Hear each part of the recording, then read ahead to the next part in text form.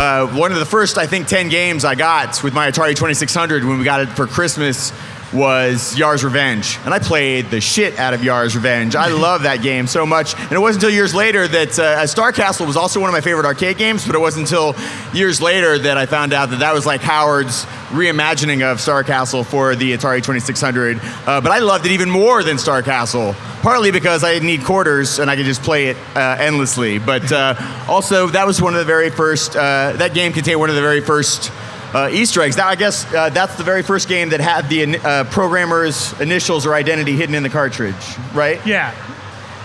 Well, it was the first one that had the a marketing approved signature in it. Exactly. There were other games that had signatures embedded in them. Missile Command, you could get it. In Missile Command, if you just let the game go, you said it, I think it was on the 13th level, and you just let it go, and you don't do anything. You just let the game play out. At the end, when everything's done and destroyed, a little RF will come up, I think, in the last silo.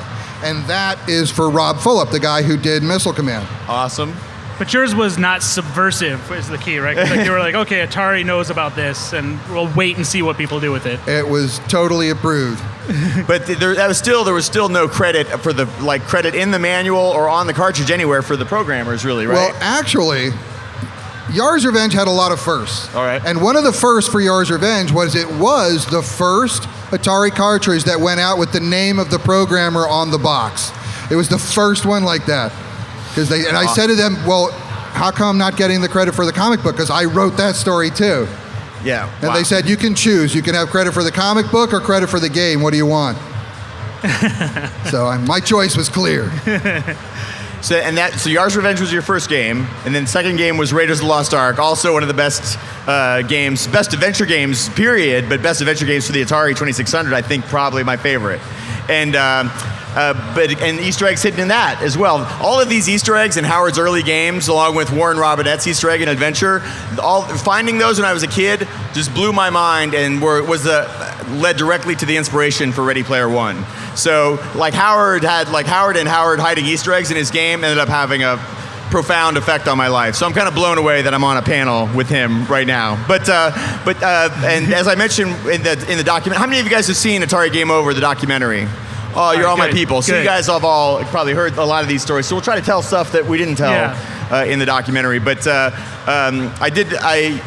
finding the Easter egg in E.T. So E.T. was the big game for Christmas in 1983, right? 82. And so I would have been 10 years old in 1982, and I loved E.T. E.T. for me was mind-blowing when I realized I could walk all the way around this cube-shaped world. That's the very first Atari game that had a whole little planet hidden inside this cartridge that you could explore, and then pits inside the planet. Everybody who would complain about the pits, you're a whiny little sissy, because the pits were like escape hatches, and once you get the hang of the pits, you could escape into them and out of them. It was like the mesas in Raiders. Exactly. So I love that game, and then time passes, and then retro gaming becomes a thing maybe in my early 20s, and I start to hear this legend about that E.T. was brought down Atari and the millions and millions of cartridges buried in the desert, and that Atari made more copies of E.T. than there were Atari consoles in existence at the time. All these kind of legends whirling around. It was like the legend of Polybius, the game that drove kids crazy. I think those two urban legends are the two biggest urban legends in arcade history. So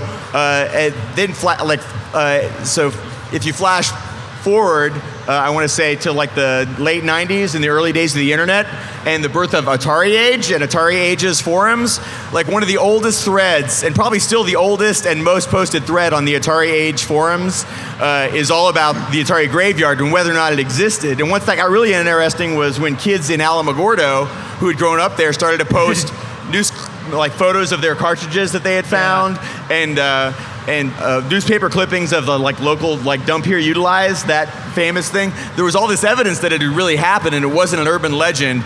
And I assumed even if it was provable, who was ever going to get the money and the permits and all of that together and find the location and prove whether or not it happened. And if it wasn't for the kind of the garbage guru Joe that's featured in the documentary, and this strange perfect storm of Xbox wanting to create its own original content like Netflix and wanting to create a video game documentary and being willing to spend probably like hundreds and hundreds of thousands of dollars to Yeah. get permits and get permission to dig in this dump and get permission from the city. It took a year, and I never believed it was going to happen.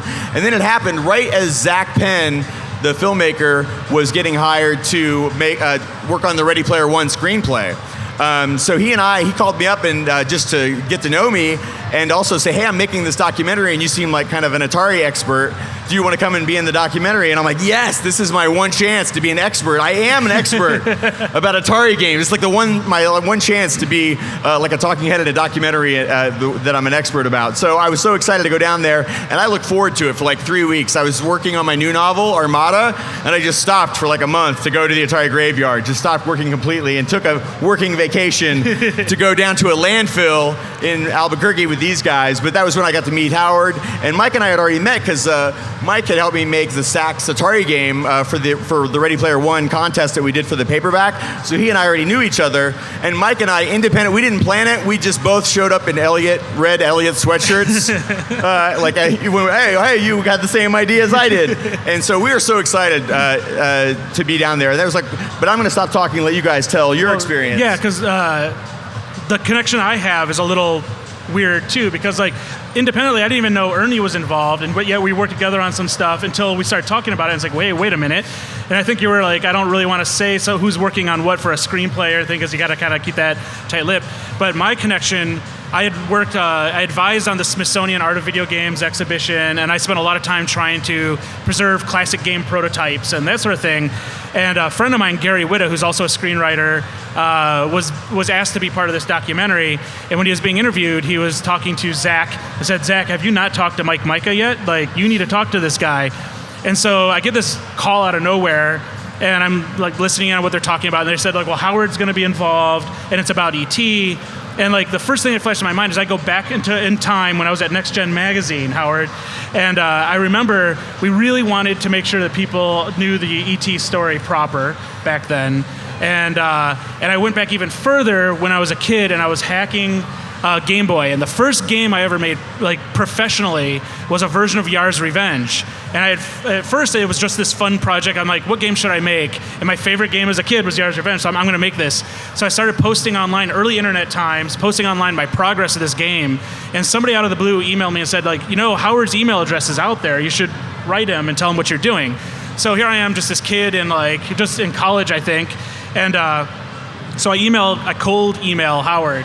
I'm thinking he'll never respond to me. And not only did you respond, one, you were super nice about it, but two, he was like going to be in Michigan where I lived at the time in like 2 weeks. He was like, why don't we just get together and talk about it? And just blew my mind. I'm like, this is crazy. So it was like one of the best nights I had and this is before I had a career, like hearing from Howard early stories of Atari that I had never heard before, because at that time, these stories didn't exist. And he was putting together kind of a world that I always like kind of fantasize about as a kid in a way that I'd never thought it would go together, and like what was going on behind the scenes and everything. And so that just sparked my interest in, one, game history, and two, like getting Yar's Revenge done with some of the ideas that you were telling us that night, and you gave us your blessing. You're like, some of these things I wanted to do, and I'm like, I'm making sure that goes into the freaking Game Boy Color game. And so short time after that, it gets published, and then I was at Next Gen Magazine. We did some stories on E.T. and all stuff, and I was going up against people at the magazine who were like, we need to do a story on like E.T. being buried, because like there's a lot of stuff going around about there, and we should talk about like how that came to be and all stuff. So I was trying to research it at the time, and I was hitting all these dead ends because it was still too early on the internet for people. The Atari Age thread hadn't happened and all this stuff. So I'm trying to put all these things together. It was just really hard to do. And talking to Howard, we had you in for a couple interviews on some things. But the biggest thing was the fight I was having with the editors of the magazine, because they didn't like that I was portraying the game as a decent game. They're like, that game was horrible. And I'm like, it was not horrible. It was actually a really good game. And we just kept fighting over this thing. So the piece that came out in the magazine, I don't even remember what angle it really took, but I kept fighting to make sure that it wasn't portraying E.T. wrong, because I'm like, it's just your opinion. Like, we got to talk about this in a more objective way. So now I get this call from Zach, and I'm thinking, the first thing that came out of my mouth to Zach was like, this better not be a joke, and you better not be talking about how bad E.T. is. Yeah. Because if that's going to happen, I'm involved either way, and I got to be there to talk about it. And so it came out, and I was actually worried. We'll talk about this probably a little bit later, but I was worried during production about which way it was going to go, because there was times you're being asked all this stuff, and afterwards you're like, will they use this against us? Will they use this against us? But it turned out great, and it was a great time. And it all was like close encounters. We all met now in New Mexico. And all of us having not really been together, it's been a while since I've been with Howard and met him in person again. And like Ernie, it's been a while. It's like a book tour was the last time we talked in person. Yeah. So this was like this big converging of like, it was the pilgrimage of sorts. Right, a gathering of mighty video game forces. It was amazing. And knowing that they already had like giant earth movers and were already like digging this hole. And that was the first time that I was going to get to meet Howard too. I was a huge fan of Howard's documentary, Once Upon Atari, about the early days of Atari. If any of you guys see that, if you're fans of all of the history of Atari, it's like the most in-depth, like best, because it's made by one of the guys who worked there, and it was like the best peek inside the early world of Atari, and I used to watch it over and over again, and Howard produced that and directed it. It's amazing. So I was so excited to meet him, and part of that documentary, one of the things I learned is while he was working on Raiders of the Lost Ark at Atari, he used to have an Indiana Jones bullwhip, and he would walk up and down the halls like cracking the whip, like practicing, and then put that perfect. That was one of my favorite things about that game, was just cracking the whip.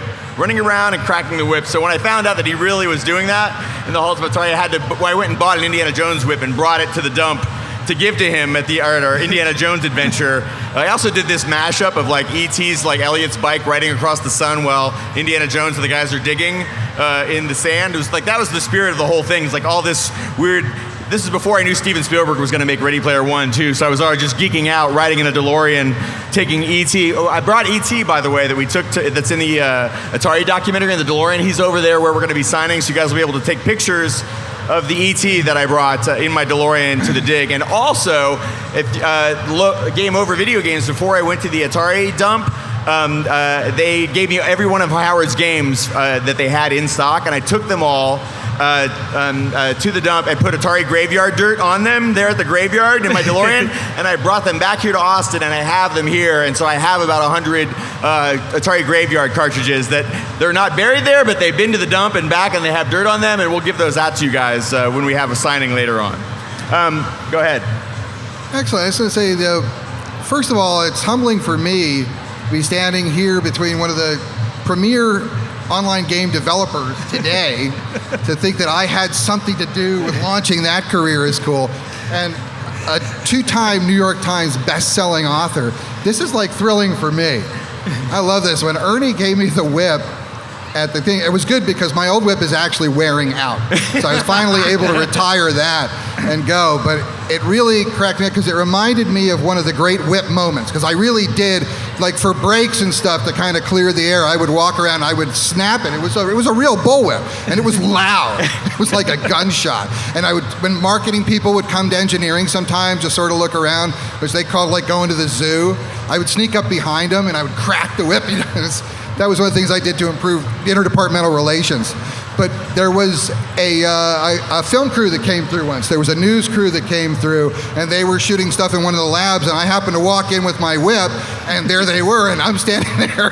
I just walked in with a bullwhip, and there's a news crew, and all of a sudden, here come the cameras. They're like, Howard, what's the whip for? And I was like, So I just thought, the whip is for R&D. And they go, yeah? I said, yeah, research and discipline. And I think that was on at 11. Man, I just love stories about early days of Atari because it's like the very first video game developer and it's Animal House. It sounded like Animal House, like the coolest. Like you have all these dreams of what it was like to work at Atari, and then you hear, and it's even better than you imagine. But like for me, like getting invited, just this perfect storm of Ready Player One has become a movie. The screenwriter is also directing a documentary about the Atari Graveyard. I'm going to get a chance to meet him, meet Howard, hang out with Mike, and then geek out on the biggest video game urban legend of all time. And I knew, like from a lot of articles and research that I'd done, that it wasn't just copies of E.T. down there. It was like Atari had dumped like a whole warehouse full of. They just overproduced everything during like a flooded market, and so this was going to disprove this legend. So I was so excited to go down there and be a part of it. And it was like a 2-3 day just like summer camp of video games. Pretty much. And it was amazing. And you had never seen so many people so excited to be in a dump. It was like lining up for Star Wars Episode 1, but the video game version of that. And it was just the worst most foul-smelling place you can imagine. Once they started to dig the hole down, all the garbage that was coming up that would like hit you in the face was like hotel receipts and like people's phone bills and stuff from the early 80s. I remember seeing shoes. I know. I remember seeing I remember seeing an Aqua Velva bottle package that I had not seen in like 20 years because they stopped making all this garbage that you would never have seen again. It was like the first and only 1980s archaeological dig that ever happened, and all about classic video games. And then, man, once the buckets started to come up, and you saw that it was like copies of every one of your favorite games, full copies of Star Raiders with the controllers still inside, and the whole consoles, copies of Superman, copies of like all of Atari's best games, everything. Yeah. Even the Atari 5200, which they said wasn't even supposed to be in there. So it was everything. And the part, I was going to tell you guys, by the way, there's going to be a stampede once I announce this, but tonight at the Alamo Draft House South at 7 o'clock, they're showing Atari Game Over, and I'm going to come. These guys have to leave town because they're both heading home, but I will be there, and they're going to show Atari Game Over and all the deleted scenes kind of put back in with the movie at 7 o'clock. There's not too many tickets left, but if anybody's interested in seeing it on the big screen, we're going to do that tonight. But one of my favorite parts that got cut out of the deleted scenes is about the kids in Alamogordo who first got the news, like some of their dads worked in the sanitation department, and they're like, Atari is just dumping truckloads of free games at the dump. So these kids, just like Elliot and his friends at ETs, got on their BMXs and would do these night raids into the dump. Mike and Howard and I have all talked about making a game about invading the Atari graveyard, an Atari game where you have to be one of these kids and going into trying to get... So once news got out, it's like kids would walk into local pawn shops with like 5 brand new 5200s and try to sell them, like all the local pawn shops overflowing with Atari games. And all the houses, every kid, just imagine you had like 3 or 4 games you could afford maybe, and suddenly you've got a new 5200, like every game made for the 5200, all for free, and you're giving them out to your friends. And it ended up, so that was when they brought in concrete and started to dump concrete on top of all the games to keep the kids from getting in. So then the kids start bringing in pickaxes and tools to break through the concrete and still get at the games. It's just like the best ever. And they, like years later when they heard this legend, they're like, oh yeah, we played those games. We stole those games, Like that was where the first hint that it really had happened was like the kids in Alamogordo who had witnessed it and knew that it was real. And so it's just my favorite. And then I love that when the city finally did dig up the games, then they put them all on eBay. But it was weird when we were there, they wouldn't give us any of the games. They brought a bunch out and let me and Mike try to get some of the ET cartridges working, which is the craziest, most stressful, most awesome, one of them moments of my life is trying to get old ET cartridges to work that had just come out of the Atari graveyard, and the creator of ET is standing behind us like, let's see if these games will still work. And all that happened is like, I think for very briefly we got a pit to come up on one of the monitors. We saw, we're like, oh, and then we couldn't get any of them to work ever. It's all about the pits, isn't it? It's all about the pits. But trying to get those to work was tough. I remember we had to pull them apart with no tools, and there's a moment Ernie hulked out and just like cracked it open and like ripped that chip off. Chips out. It was so great, but I was having so much fun. But but they told us we couldn't keep any of them because they all belong to the city of Alamogordo. But they made the mistake of letting me have my car, DeLorean, parked right there. So there's no way I didn't stick some stolen ET cartridges into that DeLorean and drive it back to Texas. No one can prove that I stole them, but I'm telling you right now, I took some ET cartridges out of the graveyard. There's no way. They all ended up on eBay anyhow. But what was great was some of them were returns, and the returns from Target or Kmart had been shrink wrapped in plastic. So those ones were protected. The ones that had come from Atari were just exposed to the elements, and the paper and the cartridges themselves were exposed to like moisture and underground. They have the highest percentage chance of actually working. So that's the interesting thing about this. Yeah, it's true. So I think the ones that were returned actually had a chance of working. The one that I got was Phoenix, which I'm so excited. I got a copy of Phoenix for the Atari, and it's shrink wrapped, but I haven't unboxed it yet because I'm kind of afraid to find out whether or not that it works. But that whole experience, and then to see the documentary and be kind of nervous or whether the documentary is going to like portray the truth. Because I remember telling Zach that E.T. the video game was not just one of my favorite games for the Atari, but one of the first games where I ever elicited an emotional reaction from me. Like the first time I got all the pieces together and I got the clock counting down and made it to the landing zone and the ship came down and took E.T. away, and then the John Williams theme starts to play, I started to tear up. I'm like, oh yes, E.T. is going home.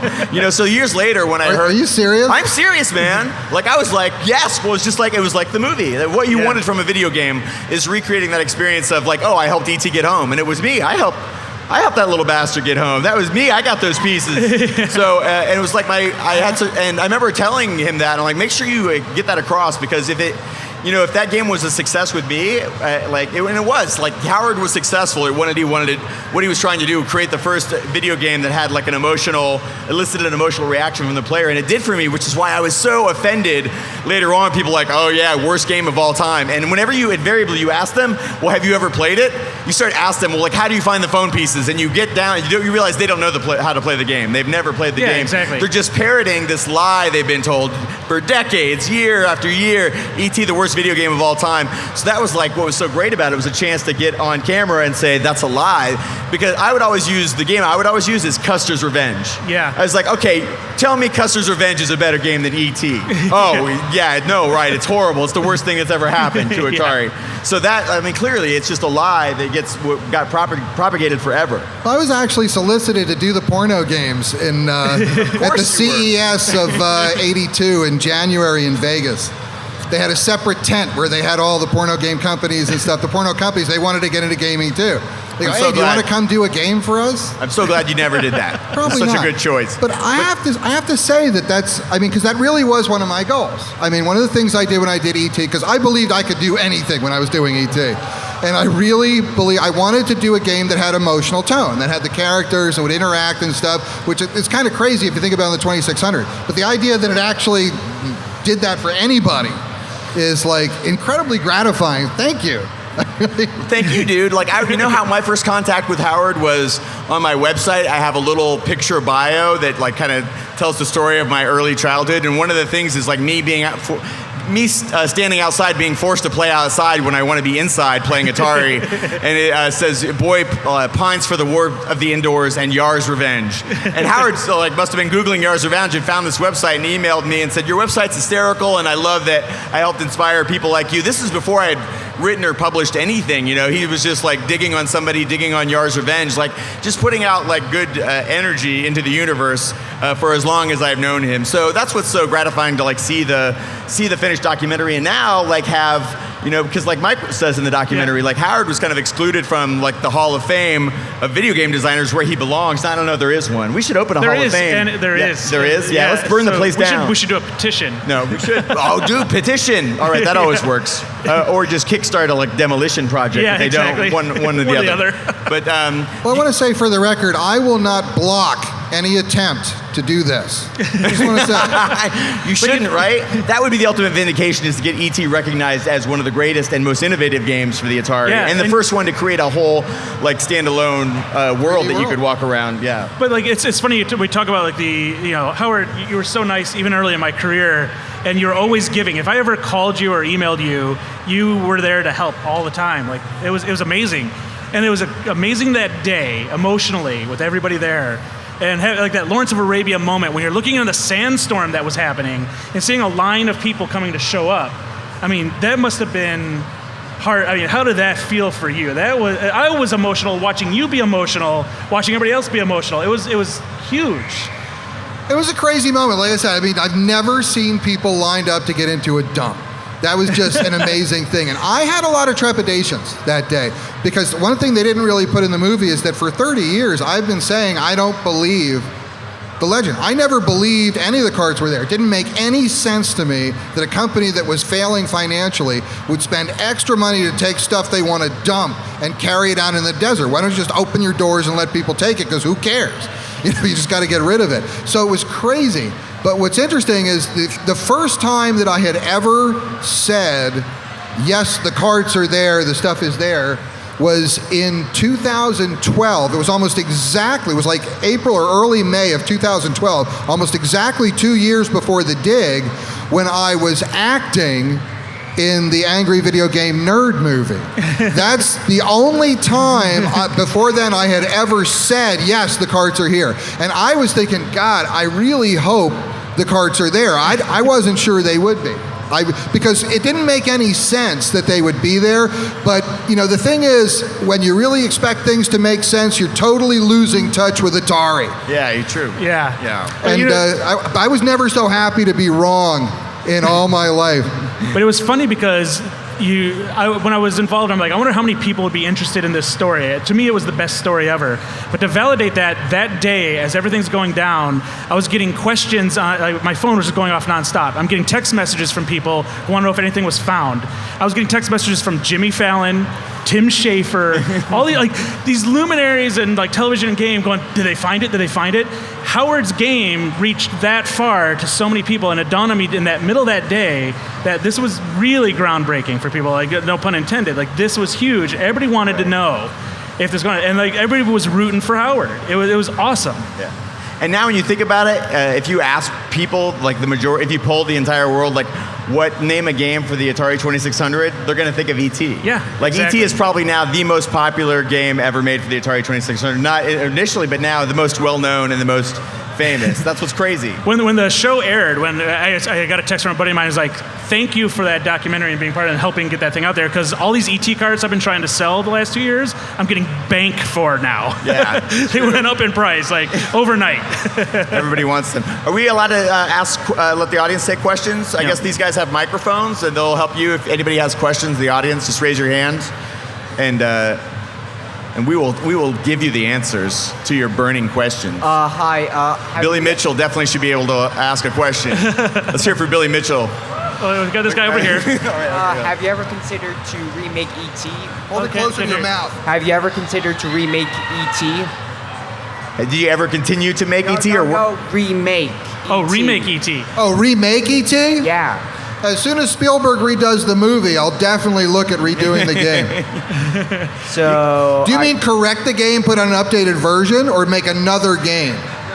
I mean redo it with today's hardware. Oh, today's hardware. Oh, today's hardware. I don't know. The game has been redone.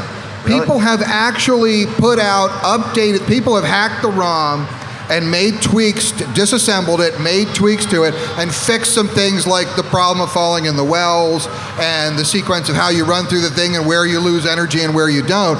And I actually got to play towards the end of the filming, I got to play a version, play it all the way through of one of the hacked up versions it plays better.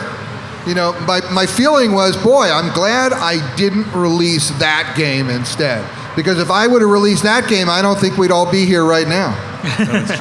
Yeah. No, what I mean is release it for modern consoles, completely redo it. Yeah. Probably not. Well, you could do a virtual reality Oculus Rift ET, but that would be very expensive and for a 30-year-old movie. So probably the cost to benefit ratio is not high enough. But that's a good idea. How many of you would buy a modern ET game? See? Really? Yeah, we're looking at, we're not, but thank you for that idea. All right, Billy Mitchell, I want to hear Billy Mitchell's question.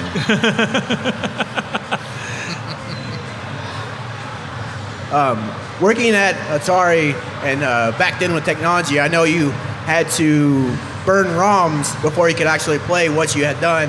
And I wouldn't say wasted, but how much time was spent just waiting for that? Waiting for a ROM to burn. Would you go work on something else or walk around with your whip? What would people be doing? Well, time at Atari was never wasted. Engineers at Atari were wasted. Boom! But not time. No, we would, when we were waiting, burning a ROM didn't take that would be like a half an hour. But we could wait 2 hours for it. And it was, we'd go to the game room or we'd have an MRB. MRBs were a very popular activity at Atari. And so what happened is every once in a while someone would announce on the intercom, MRB in so-and-so's office, or MRB up on the Nest, which was this little rooftop place we had to go occasionally and stuff. And when an MRB were the initials for Marijuana Review Board. And so every once in a while there'd be an MRB and things like that would go on. But you had a hot tub, right? You had a hot tub too? Wasn't there the hot tub, there were some amazing stories from the hot tub. I don't know if I will regale you with all of those right now. Yeah, my ROM's going to burn. I'm going to go hang in the hot tub while my ROM is burning. But how much forethought did you put into your coding before it went to EEPROM? Did you do a lot more on paper at the time and then put it in and then you expected more out of it? Well, we had the option of writing the code on paper and then having someone type it in for us and then starting to work and run it, which I would never do because I always caught bugs in my code when I typed it in, because when I was typing it in, I was executing the code in my head and I caught a lot of bugs that way. But while we're typing the code in, now you're actually working. When it came time to let the thing go, we're going to play the ROM. Early on in a game, you didn't do much of that at all. It was just a lot of interactive stuff because we could play the game on the dev system. Yeah. Right. You didn't need to burn a ROM until you were starting to get to the point of really wanting to see how it would go on the console, because the development environment was close, but it was not exactly what the console environment was. So when you were starting to get close, you would start burning ROMs to see, am I still in sync? Is it still working okay? Because you don't want to get too far to the end and find out there's a major incompatibility between the two. But as you got towards the end, though, you could burn a ROM a day, depending on how often you were updating things and making tweaks. Also, you'd had to go into testing. When you started to get to the end, you'd have to do a testing. And you needed like 40 to 80 hours of test on a game before they'd release it, which means if you made a tweak while the game had like 24 hours of testing on it, they'd get really pissed off at you because they have to start over with the new ROM.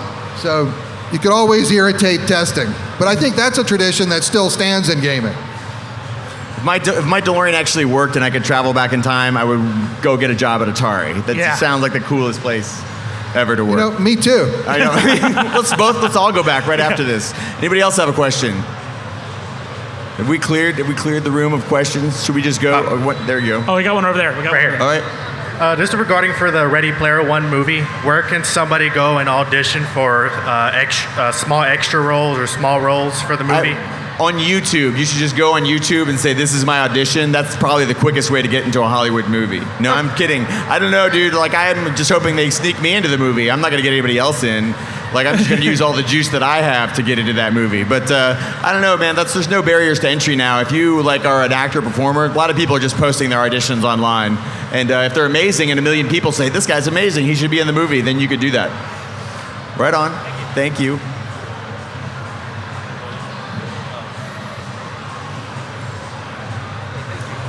Hey, thank you very much. This question's for Mr. Cline. Sure. As far as being a writer, first of all, loved Ready Player One. It took me a long time to finally get it, but I finally read it a couple of months ago, and I just got Armada, and I'm reading that. Well, technically, Will Wheaton is reading it to me while I'm coding. He's really good at that. Whatever. Yeah, he's great. But a question that I had was, when you were writing the first book, and this is more of a business economics kind of question of writing. So did you have like a day job while you were writing, or?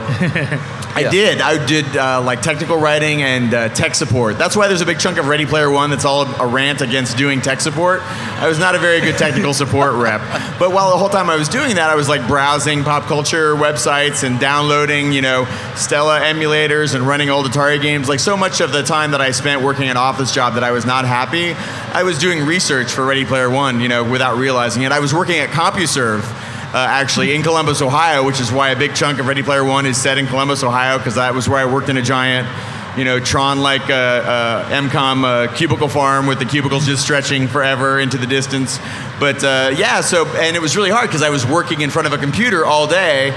And then I would come home at night and try to get back in front of a computer and write, and then write on the weekends. But that ended up, taking me a long time, 7-8 years, but not writing full time, just writing part time. It was not until really the end when I made my movie Fanboys that I made enough money to quit my cubicle job and then just focus on finishing this story that I'd been working on for years. And then once I kind of became a full time writer for a year, then I was finally able to finish it. So that was the trick for me. Thank you for that question. Man. Oh, and I just have one observation, if I can. Lay it on me. Being a nerd, I want to let you know I love Ready Player One. I thought everything about it was great, but people can only suspend their disbelief so far. So, you had me right up until the point, and I don't care how advanced computers get, no one can play Discovery note for note except for Alex Lifeson. I'm sorry. Thank you. It's possible. No, I believe you, man. My thought was that he was playing the Guitar Hero version of it, so it was 5 buttons, and then that's a lot easier. I played Discovery on the Guitar Hero, man. I crushed that, so it's totally possible. But if you had to hit all the notes, probably not. It'd be like trying to do the rhythm method. That would, no way. Right on, I'm with you. Anybody else have a question? This gentleman, we have time for hit them with a microphone.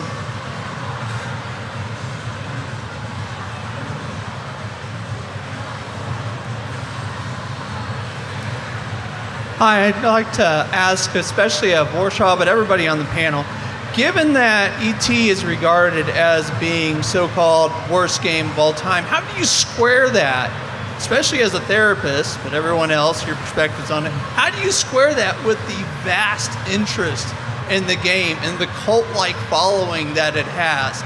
I mean, it's got that moniker, but clearly people don't quite act that way towards it. Otherwise, we wouldn't have a whole documentary or this fascination. But that was just until this year, I would say. Up until last year, and now it wasn't until the documentary was on Showtime and Netflix that everybody could kind of see it and be aware of the truth.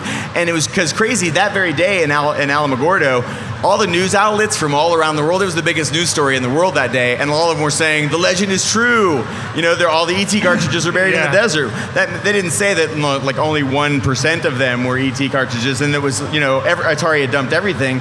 So they kind of confirmed it. Like all the news stories I saw, the headline, if you didn't read past the headline, it would seem like, oh, ET really did drive Atari out of the game. And a lot of those articles also parroted it's the worst game of all time crap. It's not until, I still think it's only people who've sat down and watched that documentary or done their own independent research, still know that it's been disproven, that it's clearly, anybody, that beyond anybody who owned an Atari at the time, anybody who owned an Atari and owned more than 3 games knows that E.T. was not the worst game of all time. It wasn't even the worst 2600 game, much less the worst video game of all time. So I feel like that legend is already squared, but it's almost, I think something Howard said in the documentary, it's like people, if there's an easy, or maybe something Nolan Bushnell said actually, if there's a complicated, story or answer to something, people are always going to defer to whatever's the simplest, which is just to say, E.T. was the worst game ever, but I think it's almost like saying that Mikey died from Pop Rocks and Coke.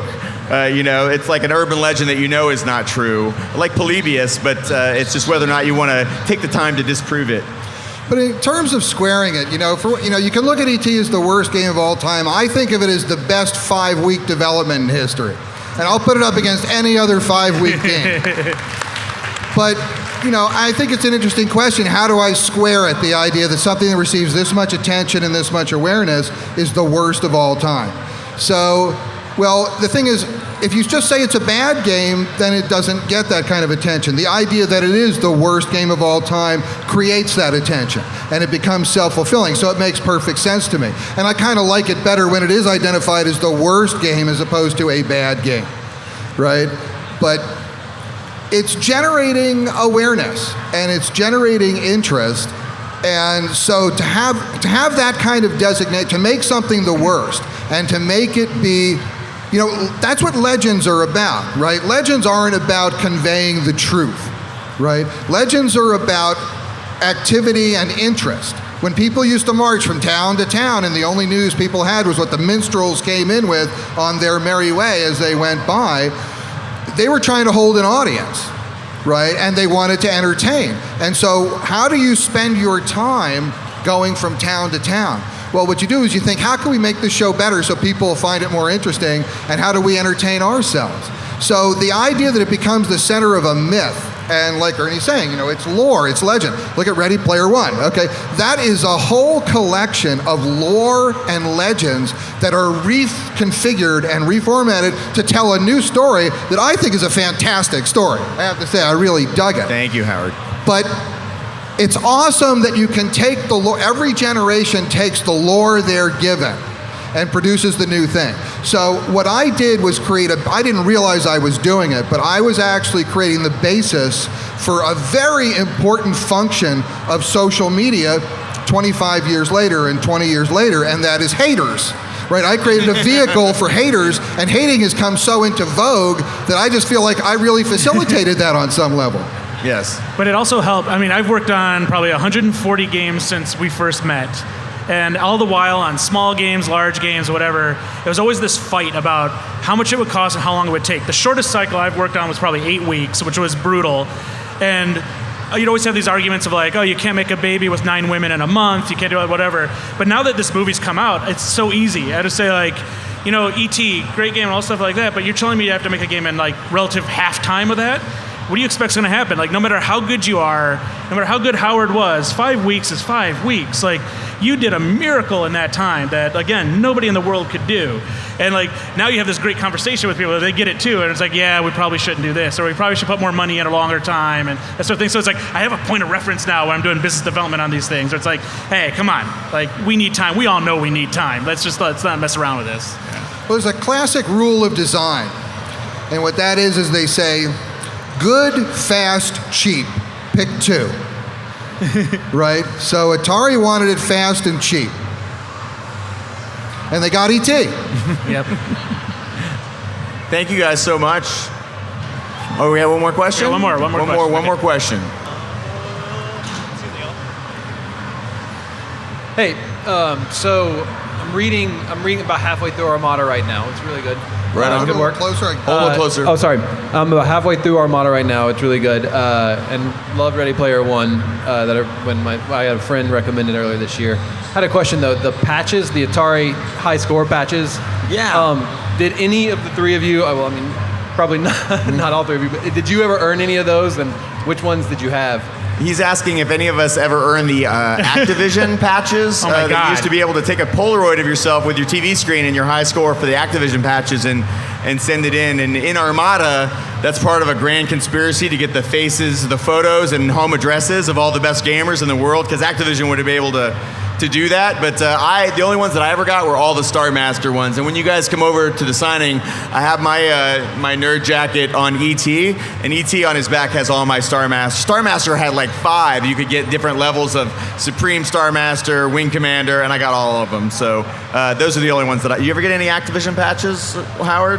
When I think of an Activision patch, I think of going to a party where a bunch of the Activision programmers were. That would be an Activision patch to me. And so I have a number of those. I have so many of those things from when I was a kid. They became like my life mission to get every patch I possibly could on those Activision games, and I couldn't get them all. And it was only years later when I finally met those guys that like they would hand me out some that they had left over or whatever, so I could try to complete it. But man, Space Shuttle was a pain to get those patches. That was awful. Oh, yeah. But Robot Tank, that was awesome. I'm proud of that patch. Yeah, right on. You know, there's one story, if we have just a minute, I'd like to tell. That's a story that illustrates what it was like being a programmer back then. And the brotherhood and sisterhood of programmers back then was when a magic formed from programmers out of Atari. And the Activision guys were kind of a separate crew themselves when they went off and formed. But when a magic formed, they were still people we were all very close to.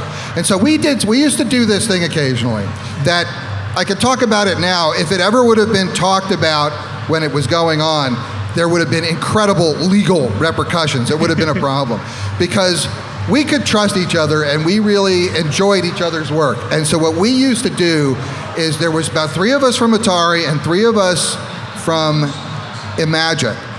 And every 6 months or so, we would get together and we would show each other our games in development that were nearly finished.